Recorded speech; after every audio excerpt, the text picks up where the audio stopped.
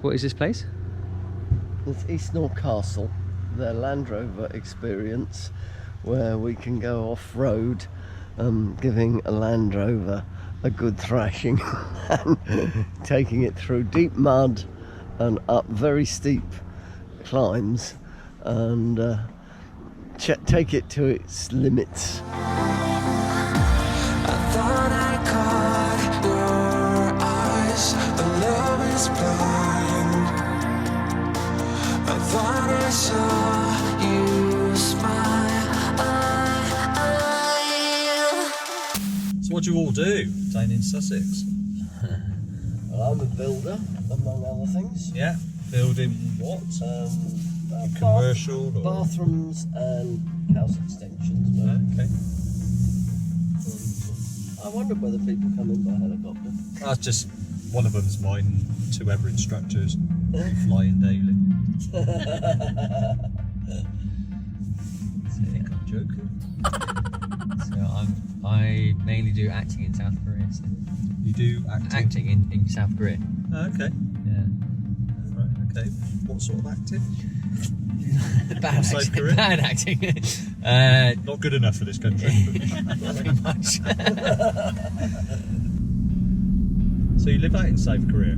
I do, yeah. What do I like about South Korea? Go for it. Kimchi. Yep. Do you like kimchi? I do. Yeah. How long have you been out there? I've lived there 2 years. So what do you all do for fun? Cycling, maybe. Road bike or not? I'm mountain biker. I refuse to become a mammal. Middle-aged man in lycra. Yeah, I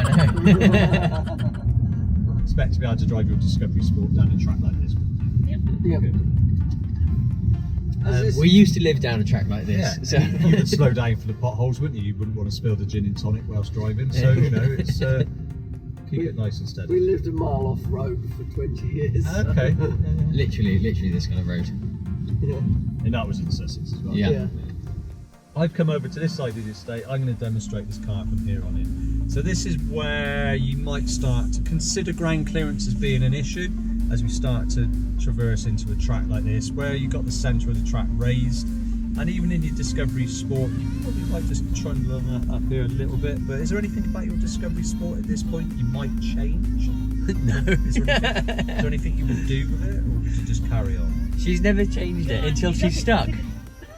She wouldn't change the buttons until she's stuck. I can start to think about how I would set this car up to suit this environment. Some of the stuff might be internal, some of it might be external. And externally, I would change my mirror position and I would lower my mirrors. And the whole point of lowering my mirrors is so I can see where the back end of my car is. And if I've got the back end of my car in sight, I'm not going to do what you see so many people in supermarkets do. You'll see people turn left into a supermarket, front misses the curb, the back goes kadunk over the curb, doesn't it? Yeah. Because the back end of the car is stepping inside the front. So keeping an eye on the back of the car is always going to be a benefit. We can also come across in here to what we call the 4x4 information screen, and in here I could choose a system called Drive Assist, and that's going to give me cameras looking down from my mirrors. So the view that you get in there is of my hand underneath the mirror, and we have a camera there that's looking out through the lower part of the grille. So that's going to aid me visually, isn't it? We talked about using low range. This car has a twin-speed transmission, so it's an 8-speed gearbox. Yours is an automatic, so a 9-speed in yours. This is 8.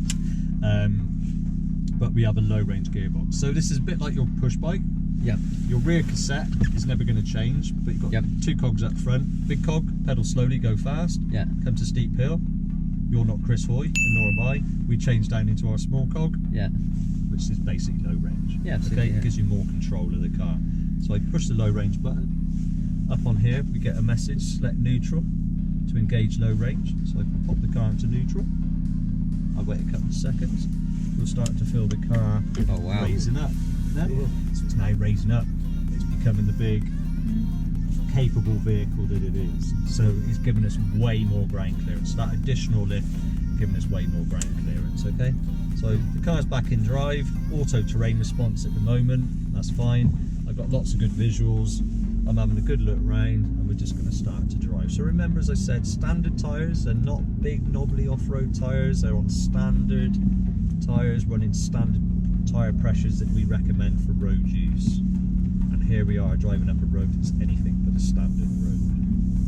So you rely on the limited slip diff. Oh my god, look at this difference in height here. So what we have here is a transmission differential and a rear E-diff. So there's two preloadable differentials that are preloaded through the car's recognition of its slip control systems. Yeah? Yes. So almost very animalistic. It sort of feels like maybe being on a horse almost, the way it's walking through big potholes there. So the faster we go, the more likely we are to have an uncomfortable ride, damage the car, whatever. So really the average for this environment would always be slow as possible, fast as necessary, or just a big open-ended statement. It just means move across the terrain at a respectable speed. It gives you time to control the vehicle, and that's the whole point we went into low range in the first place, just to have more control. Nice and steady as we climb. Amazing that we're finding any grip at all. Absolutely. Nice and steady, and keeping the power on. Keeping the power on. Wow. Come round the corner, I responded to that wheel slip by just giving it a little bit more gas. So as we climb, nice and steady, as we climb up the hill. What's the maximum water depth you should drive through with one of these? These are all questions until I get to that location. So 850 mil this car can go through, okay? Right. So if you think about a About cubic, 2'6". if you think about a cubic metre of water weighs a tonne, at 850 mil square, that's still 3/4 of a tonne, say. Yeah. That's an awful lot of pressure that you're driving through, but yes, 850 mil this car's capable. After that it starts floating down the river. It does float, because this car is so well sealed, and it's a much lighter car than it used to be. It's aluminium monocoque construction, and we've been through a lot of water this morning, and the car's been washed at lunchtime. So this is just evaporation of moisture that's within the radiator and within inside the intercooler. Cool. Over to you. Thank you very much. So at this stage we do go off for a sort of 10-minute road drive in it, and then we're going to head up to the other side of the estate and drive some trails over there.